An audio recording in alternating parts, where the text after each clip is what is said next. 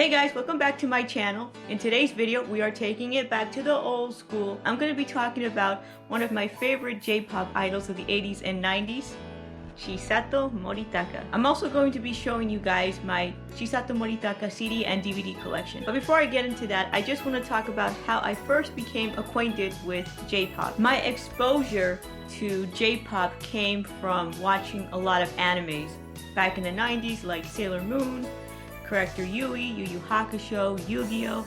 All of those animes I used to watch back in the day, and I used to really like the opening and closing theme songs of each particular anime. I used to have this Japanese TV channel in my analog television. You know, remember those analog TVs before digital came along and you had to change the channels with the antenna? They used to put a lot of music videos in the early 2000s, and Utada Hikaru was on fire back then because she was really popular because of Kingdom Hearts. They also used to put a lot of girl groups like Puffy Amiyumi, Yellow Generation, and Zone. And because I'm such a weeaboo, during the time that YouTube came out, I started to research more and more on J-pop. I preferred J-pop from the 80s and 90s more than J-pop now, than the modern J-pop. One of the very first videos that I ever saw of a J-pop artist was Chisato Moritaka. I saw one of her music videos, Junanasai, which means 17 in Japanese. I saw that music video and I was mesmerized by the colors and everything because it came out in 1989 and I absolutely loved it.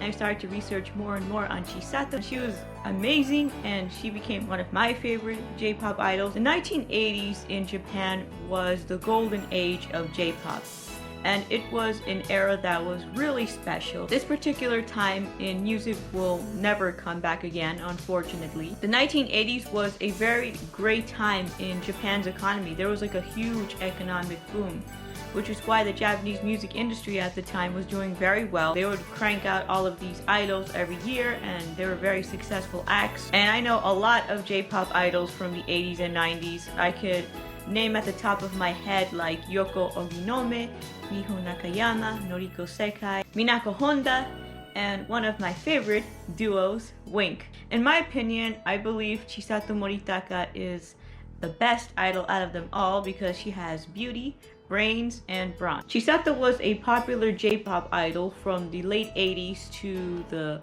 mid-90s under her record label Warner Pioneer. Later on, she started to do independent stuff under her label Zetima, and afterwards she disappeared into obscurity until afterwards, I think a couple of years ago, probably around 2015, she started making music again and she started doing tours again. Chisato Moritaka was born on April 11th, 1969. It's hard to believe that she's 50 years old right now. She first got into show business when she won the Pocari Sweat Image Girl contest in 1986. I don't know if you guys know, Pocari Sweat is a type of Japanese energy drink. It's sort of like Red Bull. She started doing commercials for Pocari Sweat, and afterwards she started to get into TV. She did a lot of J-dramas at the time where she plays this schoolgirl that fights with rulers. There's also another television series where she's on a horse or something like that. She made her official debut in the music industry in 1987 with her first album, New Season. Chisato was very different from most J-pop idols at the time because most J-pop idols would never write their own lyrics to their songs and they would never play their own instruments, and Chisato on the other hand did all of this later on in her other albums. Chisato didn't get really popular in Japan. She didn't reach the Oricon charts until 1989-1990. That was the pinnacle of her success. That was at her highest peak when she did Kokon Tozai in 1990. Afterwards, when she ended her contract with Warner Pioneer in 1992, she started to do indie stuff with her record label Zetima. She lost her voice during the late 90s and she retired from showbiz. Eventually, she settled down and she had 2 children with the famous Japanese actor Yusuke Eguchi. I remember that I saw him in a film about 10 years ago, and it's based on a Japanese folktale. And I saw him, I was like, oh my god, that's Chisato's husband. And now she's back again. She's doing concerts, she's making music again, and she's singing her classic songs from the past. So now I'm going to show you guys my Chisato Moritaka CD collection. And most of these CDs I bought on eBay because they're really cheap and nobody ever buy CDs anymore, right? But these are super rare and they're super precious to me because I genuinely enjoy Chisato's music. So I'm gonna start off with her debut album from 1987, New Season. And it's funny because when I was a preteen and a teen, I used to enjoy listening to these things. I was into things that nobody my age was interested in. And I kind of thought this was kind of old, right? That I was listening to like records from 30 years ago. So like, that's really weird. Because I was obsessed with the 80s, and that's her.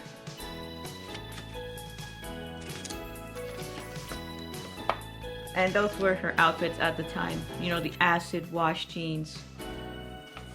This album was really good.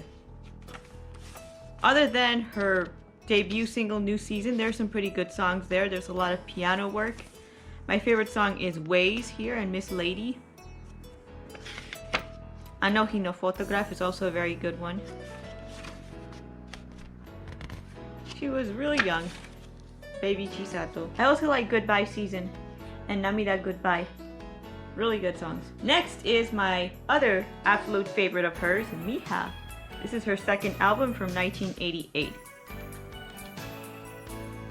And I'll tell you which ones are my favorite songs. I like That's Overheat Night. I also like that one. Yokohama One Night's really good too. Goodbye Season. Can't Say Goodbye, also good. I think all of the songs in this album are good. Damn. And Piano, 47 Hard Nights, Weekend Blue, Kiss the Night, Miha, and Get Smile. I think she wrote Miha. As you can see, she liked to compose her own lyrics, and she also liked to make her own music as well, and play her own instruments. I like Get Smile too. But I don't like the album version, I like the single one. She had her own singles on these little CDs. And also on a record too. On vinyl. I love that bomber jacket. And that's the CD, Warner Pioneer. Her record label at the time. And I think most of these photographs are from her concert. Her very first concert, Get Smile. I have it on Laserdisc and I'll show you guys that in a moment. As you can see. Look at that 80s hair.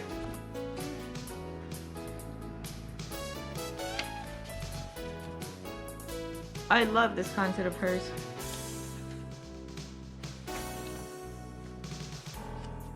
And you guys probably might be thinking, what the heck?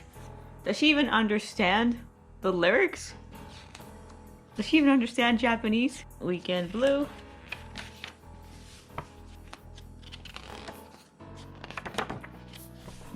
Just look how oversized clothes were back in the 80s. This is something that my mom would wear back in the day. Those clothes were super oversized. The music video to Miha is also pretty cool too. I'll put a link in the description below so you guys can check it out. It's super kawaii, it's super cute, and the animation reminds me of the Tom Tom Club Genius of Love. And she reminds me a lot of Debbie Gibson at this particular time in her career. And around the same time that she released Miha in 1988, she also came out with this mini EP called Romantic, and that's her. Back in the day. As you can see, the CD is super small, right? And most of her singles came out in these little mini CDs. And this is a EP, so it's about 5 songs. And they're pretty good. They're really beachy songs. And that's her. That's the outfit that she wears in the Miha video too. Pretty cute. My favorite songs from this album are Kaigan. I also like Romantic, and the 5th one. The 5th single is really sweet. They're mostly like beach songs. I'll put a link in the description below to a clip where she sings Kaigan, which means beach in Japanese. So here I have Mite, which means look. Miha means bimbo, if you guys didn't know that. And Mite means look. And this came out in 1988 as well. My favorite songs from this are the first one, Omoshiroi Moritaka Connection. It's a super long song and it reminds me a lot of Paula Abdul's stuff. I see that influence. And Janet Jackson influence as well. I also like Watashi ga Hen, Am I Strange? And she performed most of these songs on her Mite Special Tour in 1989. Alone was also one of her singles. I love that song. The Stress from 1988. She also had another one from 1989, and she also made a music video for that one where she plays this waitress that's tired. As you can see, she was a really cute teen idol at the time. Those 80s jean jackets. She was sort of maturing and developing into the J-pop idol that she was meant to be.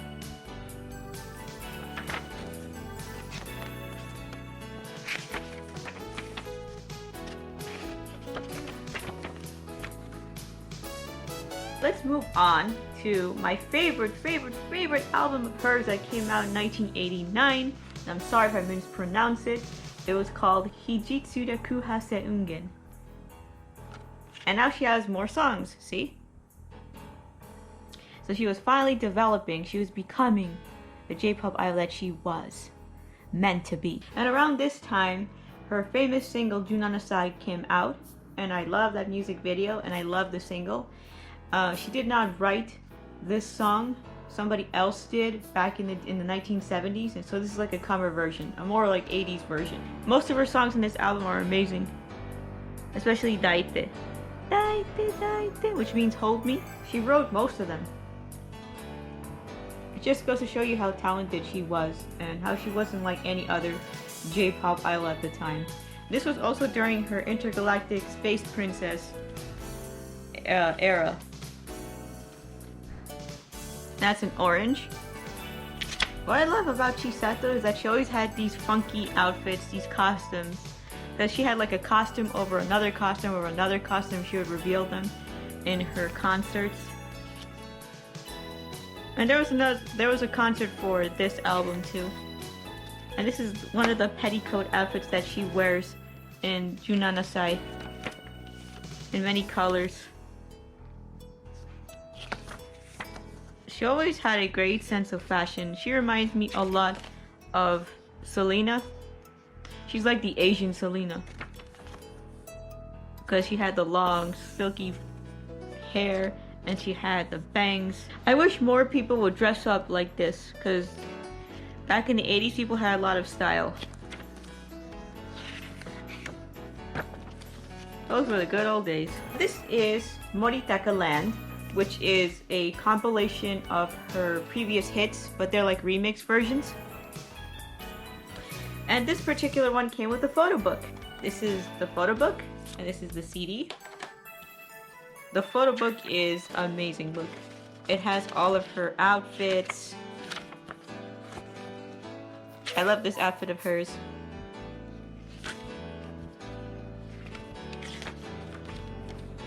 That's her little waitress outfit. And I love this outfit of hers, especially in a 1989 concert of hers where she wears this and she sings Junanasai. So, do you see the resemblance that she bears to Selena? And it's weird because Selena first signed up with EMI around the same time that she did Moritaka Land, 1989. I always loved this red dress that she wore in the Meet This special. But she had a lot of style, a lot of poise and class and grace. And this is why I like old school J-pop. I'm not saying that most of the artists at that time were talented, because sometimes they couldn't sing. There's a lot of J-pop idols back in the day that couldn't sing, but Chisato could do everything. She could sing, she could play instruments, she could dress well, and she was very charismatic. That's her.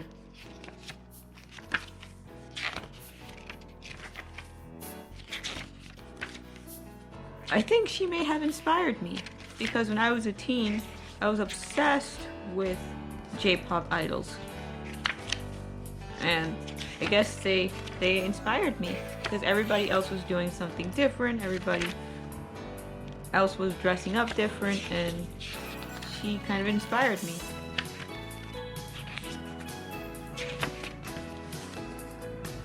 The Stress. This is the cover of the CD.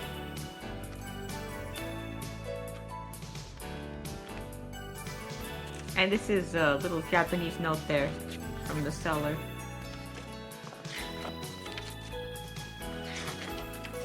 All lyrics. Lyrics. Lyrics. Lyrics. Next up, we have the album that gave Chisato her fame, which went #1 in the Oricon charts, Kokon Tozai, which means in all places at all times. She's in her traditional Japanese attire. And I'm sorry if the CD case is broken. It came like that, unfortunately, because this is a really old CD. And those are all the songs. It has 18 songs.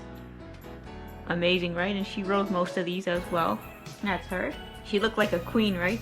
Most of her costumes remind me a lot of like Egyptian style kind of costumes. And also military style as well. But she had great taste. There's this song in this album called The Buster's Blues, and I really like the music video to it because it has some blues kind of appeal to it. And there's like a cockroach and she's trying to exterminate it or something. It's really funny. See the military style? The influence? And this is her little outfit that she wore in the Buster's Blues.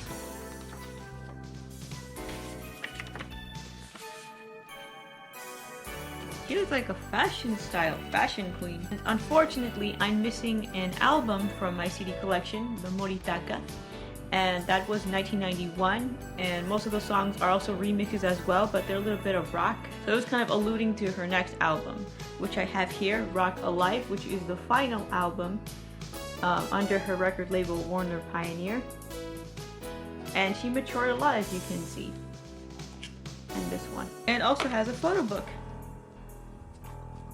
And in here she worked with famous guitarists from America.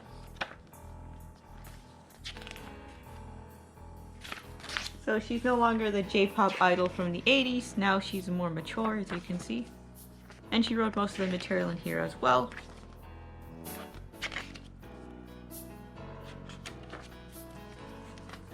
And she knows how to play guitar too.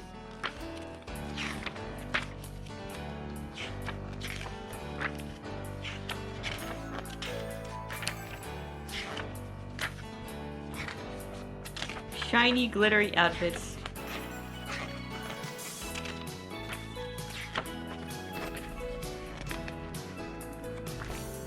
Rock Alive. My favorite one here is, I like Rock Alive, and the second one, Yachimaina. So this was sort of like her goodbye from her teen idol days. She was like already in her 20s at the time. So it's just pure lyrics here. That's the difference between Japan and America.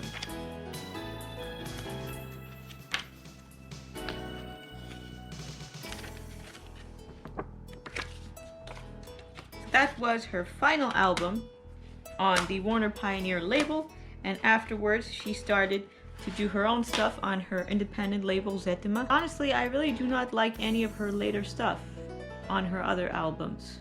I don't see the appeal in it. Now let's get on to my favorite part, which is my Chisato Moritaka Laserdisc and DVD collection. This is the Laserdisc of her very first concert, Get Smile. This is one of my favorite concerts of hers. And it gets me kind of teary-eyed, I don't know why. This was from 1987. It was released in 1988.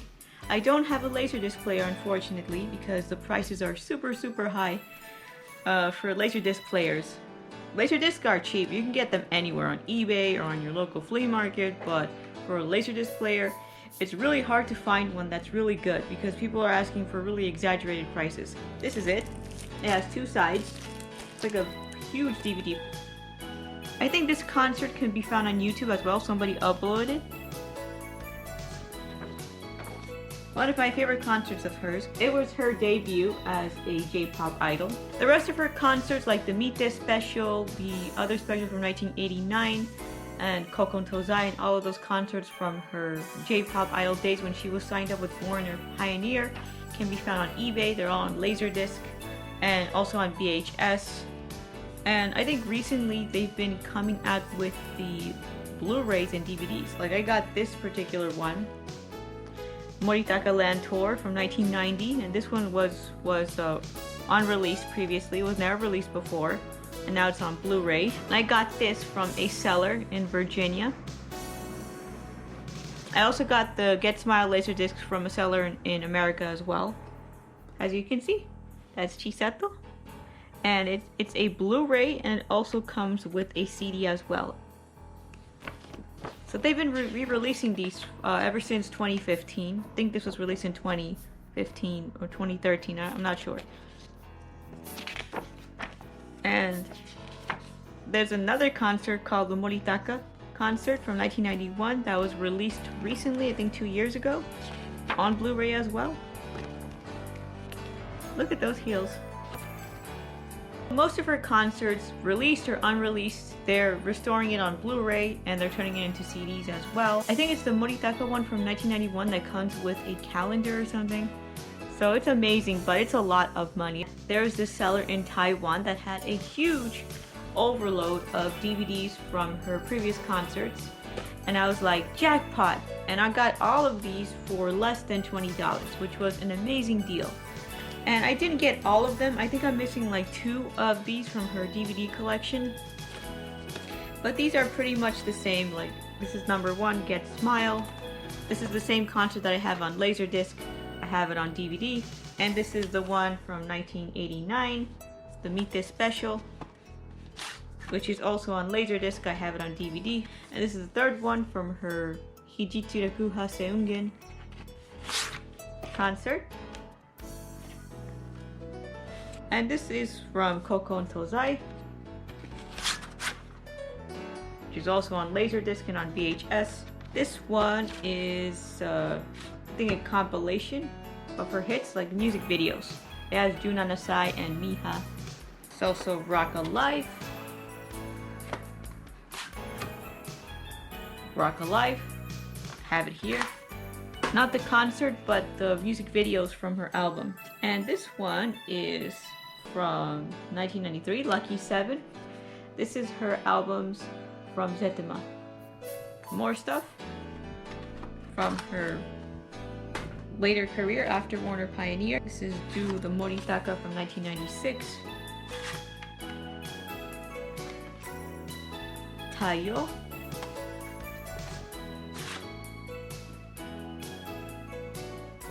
Peachberry Show, 1997.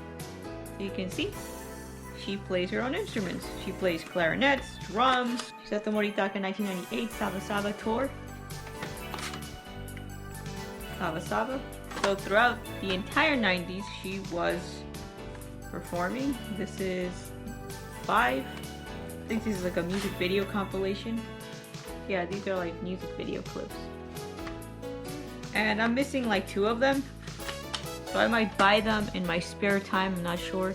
That is my entire Chisato Moritaka collection. I'm a true devoted fan of hers, and I love all of her stuff, including her later works, which I really don't like, but I do appreciate because she played her own instrument, she wrote her own lyrics, and she continued performing until in the late 90s, I think 1999, she lost her voice, so she settled down and she had 2 children and she has her husband, and she's still an amazing person, and she's still on Instagram. I'll link her official Instagram in the description below. The 1980s and even the 90s in Japan was a very special time in J-pop music history, and it will never come back, unfortunately. And I really love listening to music from that time period. And I'm not a huge fan of J-pop now, like modern J-pop, even though I like Utada Hikaru and Puffy Amiyumi. I like those artists from the early 2000s, but I'm not a huge fan of Ayumi Hamasaki, and I don't know what other J-pop artists people listen to now, but I'm not a huge fan. That was my Throwback Thursday of Chisato Moritaka. I hope you guys enjoyed it. Please give me a thumbs up if you liked it, comment down below, and share your thoughts as well. I'd like to hear it if you're a huge fan of 80s and 90s J-pop. And also hit that subscribe button if you want to see more videos from me, and follow me on my Instagram and on my Patreon page. Thank you very much for watching, and I will see you in the next one. Bye. Sayonara.